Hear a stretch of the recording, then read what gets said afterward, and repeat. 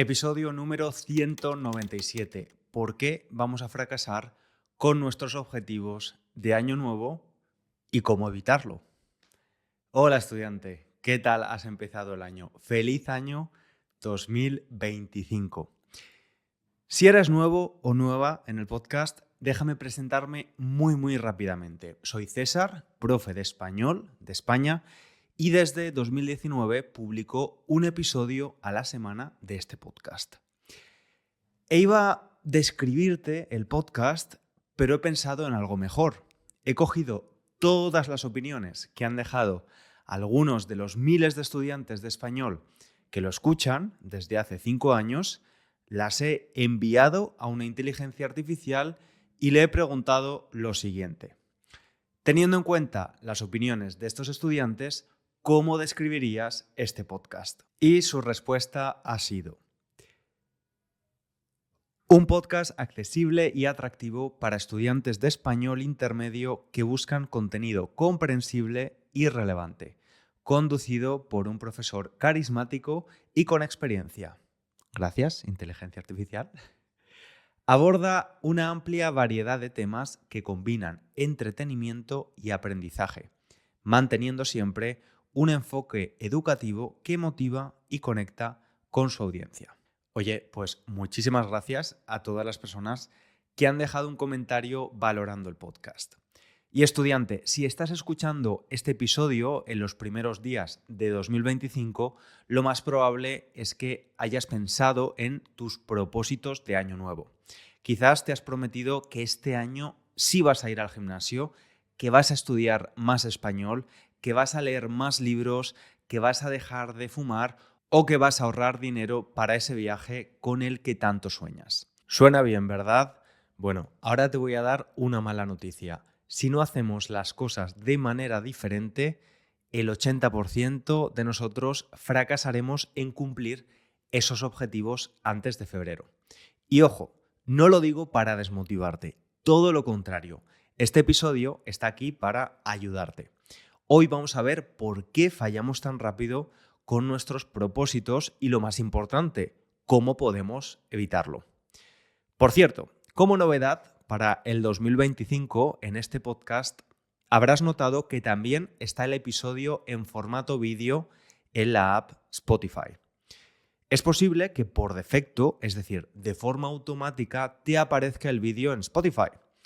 Si solo quieres escuchar el episodio en formato audio, tienes que presionar el botón de cambiar a audio o switch to audio, que te aparece en la pantalla.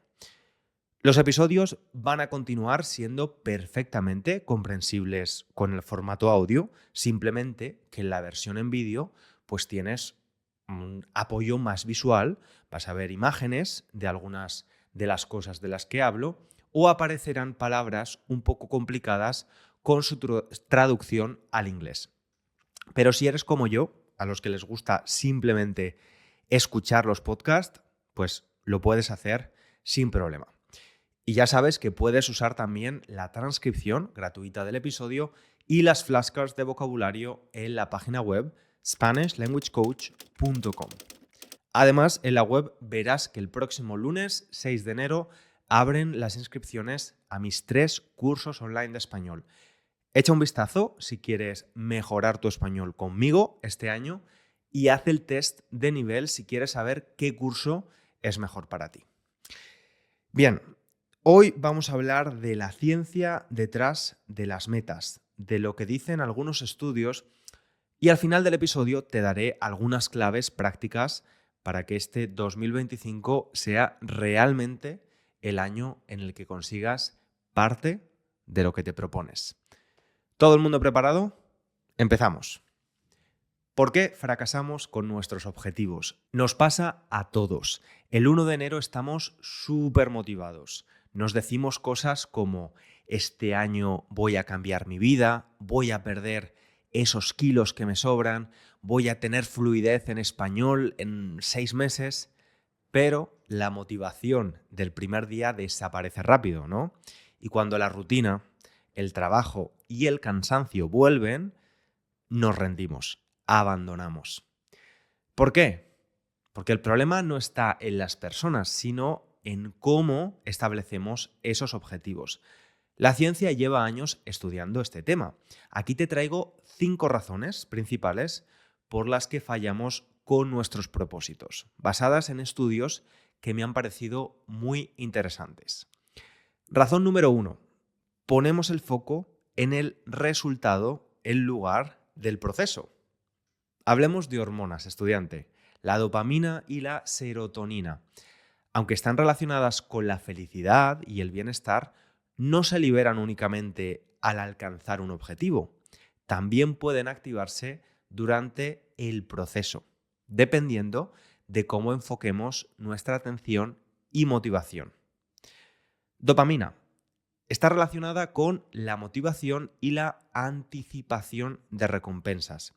Y aunque tradicionalmente se piensa que se libera al conseguir algo, el resultado, estudios recientes han mostrado que gran parte de la dopamina se libera durante el camino hacia el objetivo, durante el proceso, especialmente cuando percibimos algo de progreso. Y este fenómeno refuerza nuestra capacidad para seguir esforzándonos, es decir, evita que fracasemos. Así que céntrate en el proceso. Si aprendes a disfrutar del trabajo, el cerebro te premia de una forma más consistente con dopamina, porque asocia el esfuerzo con satisfacción inmediata. Y esto es clave para mantener la motivación a largo plazo. Vamos a poner un ejemplo. Imagina que tu objetivo este año 2025 es acabar el año con un nivel avanzado de español. Pues está muy bien que visualices ese resultado futuro y todo eso, pero lo realmente interesante es que seas capaz de sacar placer de ese proceso, de estar escuchando este podcast ahora mismo, de ponerte un rato por la tarde a escribir algo en español mientras te tomas un cafecito o lees un libro. Y creo que al principio del año a veces nos ponemos un objetivo y pensamos solo en el resultado, pero no en el proceso que vamos a necesitar para conseguirlo. Muchas veces subestimamos el esfuerzo físico, intelectual, económico de conseguir algo. Ponemos el foco en el resultado final y decimos, yo quiero eso, pero no tenemos en cuenta el proceso con el que tenemos que comprometernos para conseguirlo. Y hablemos ahora de la serotonina.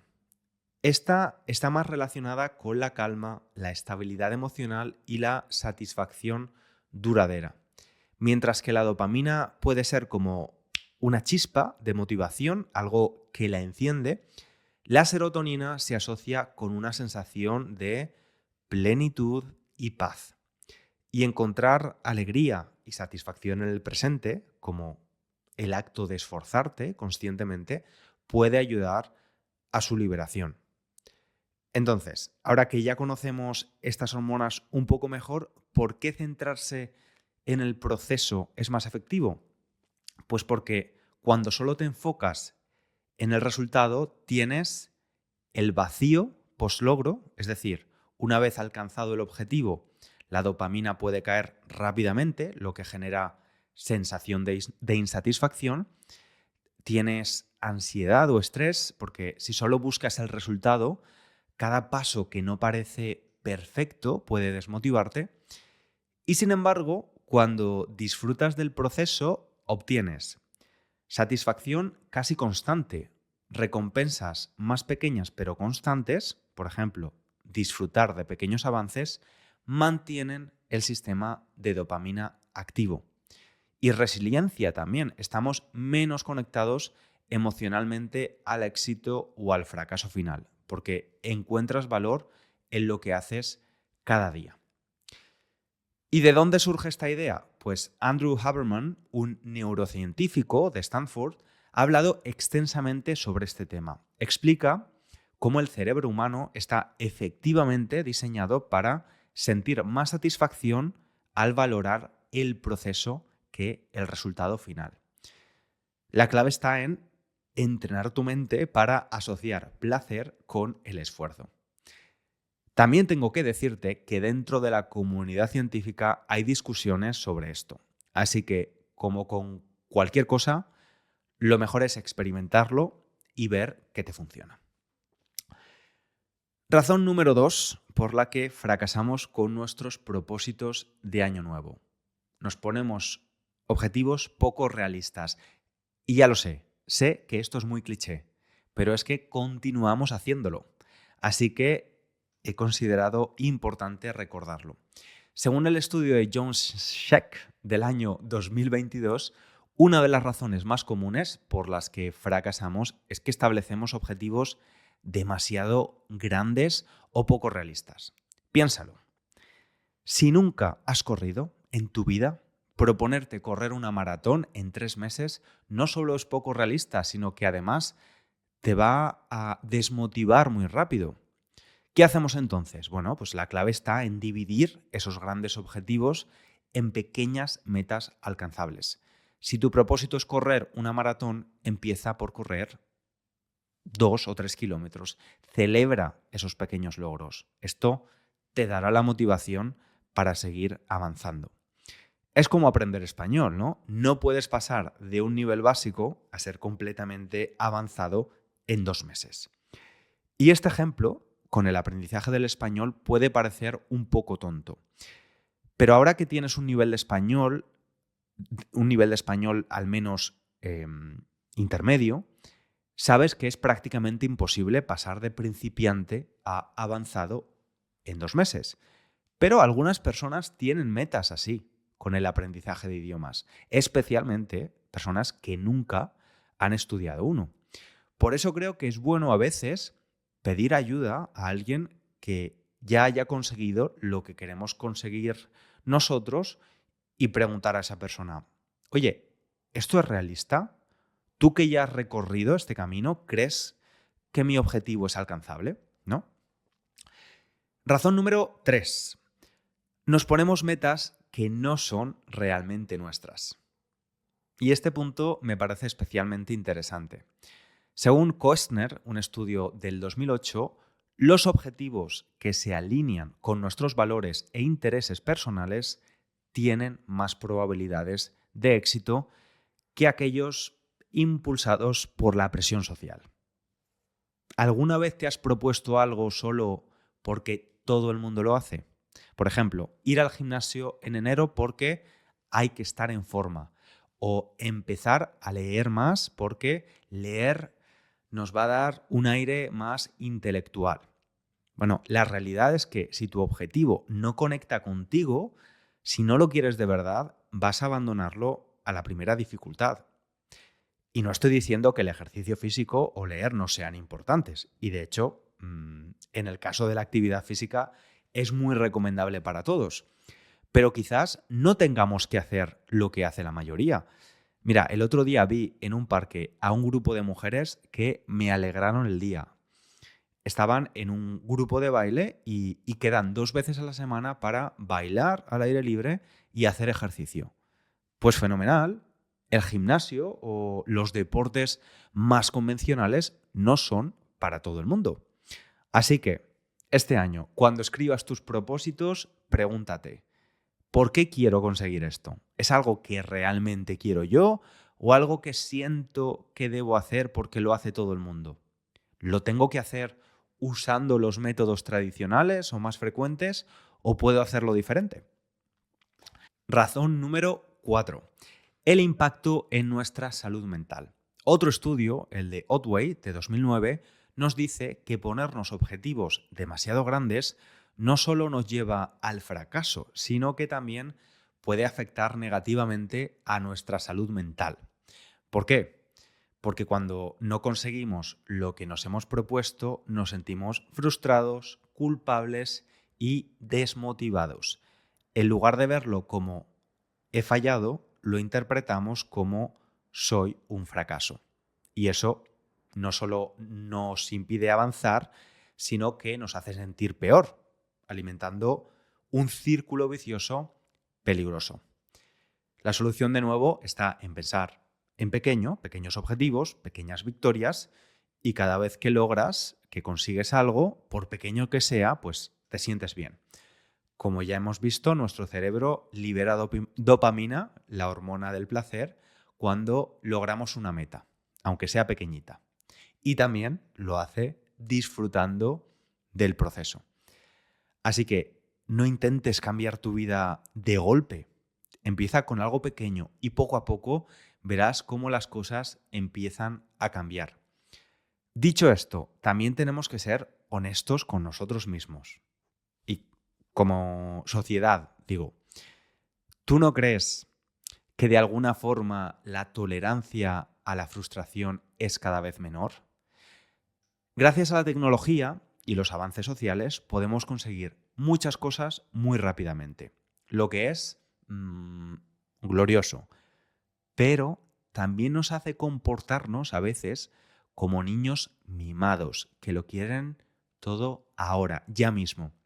Entonces, creo que es bueno recordarnos a veces que no todo se puede tener ahora y que hay muchas cosas que merecen la pena en la vida, que hay que currárselas, hay que trabajárselas, ¿no?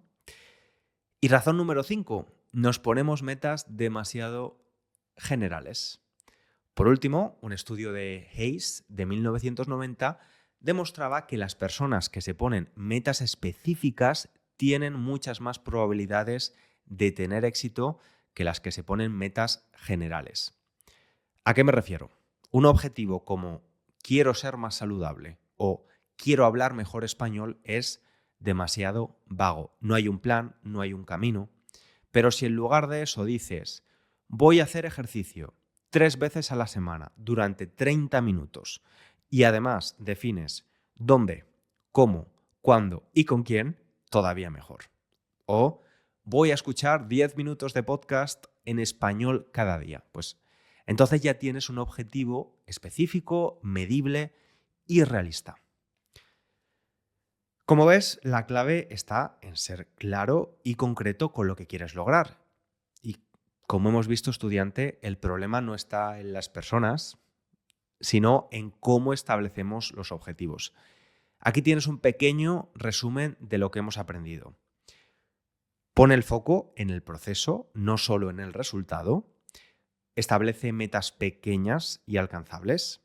Asegúrate de que tus objetivos estén alineados con tus valores y no con el de otras personas. Cuida tu salud mental, celebra tus pequeños logros y no te castigues si fallas, pero al mismo tiempo recuérdate que hay que trabajárselo y sé específico y claro con lo que quieres conseguir. Si aplicas estos consejos, tendrás muchas más probabilidades de que el 2025 sea un año en el que realmente cumplas algunos de tus objetivos. Y digo algunos porque creo que en muchas ocasiones otro error es ponerse demasiados, ¿no? Y quiero terminar con una reflexión, estudiante. Nuestra vida no es una to-do list, no es una lista de tareas pendientes por hacer y el éxito no está en conseguir grandes cosas de golpe, rápidamente, sino en el progreso constante.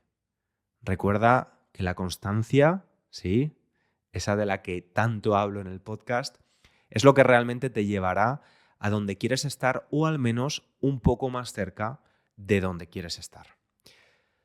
Así que si este año te has propuesto mejorar tu español, empieza hoy mismo, escucha este podcast cada semana, usa las tarjetas de vocabulario y da pequeños pasos todos los días.